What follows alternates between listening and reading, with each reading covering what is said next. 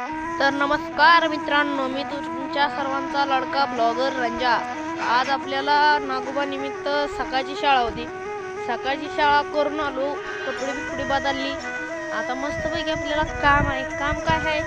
ऊसाचं पाचट वेगळं केलंय, संध्याकाळी पेटवायचं आणि आता ऊस तोडायचा आपल्या गयांना घालायला।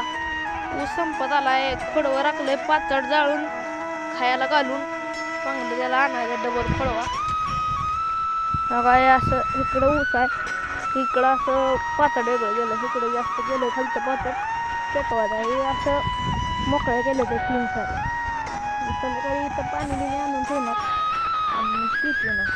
हे 2 ऊस मोडून टाकले बघा कोणतरी, असं मोकळंच राहणार आहे। 2 साऱ्या मोकळ्या केल्या त्याची हे असं पेटवायचं संध्याकाळी खाली गेलं मी जाऊन डबल फुटून येते ते काम मस्तपैकी, काय विषय नाही।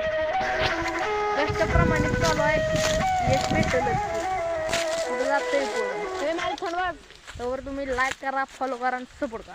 धन्यवाद मित्रांनो। आपल्या करंटला लंपी झालाय, त्या करंटला उठवायसाठी आता टांग आलेली आहे। करंटला उठवायसाठी आमच्या हनुमा ड्रायव्हरचं कष्ट बघून घ्या। बैलाची गाडी वाघाने एकट्याने घेतली, असा हनुमा ड्रायव्हर आमचा कष्ट लय घेतो। घरचं काम उरकून तुमचा लाडका ब्लॉगर रांजा चाललाय माळा। ट्रॅक्टर गेला, मकाची पोती भरून आणायची ती, उशीर झाला आपल्याला घरचं काम उरकून माळा जायला। पप्पा घ्यायचं ते पुढं पोती शिवायला, आपण मागणं जाऊन आता नुसती टायलीत भरून आणायची ती। दादा गेला ट्रॅक्टर घेऊन, गाडी काय नव्हती घरी, घेतली आपली सायकल आलू माळा। तिकडं आहे ट्रॅक्टर, पोती आहे ती, इकडनं जायचं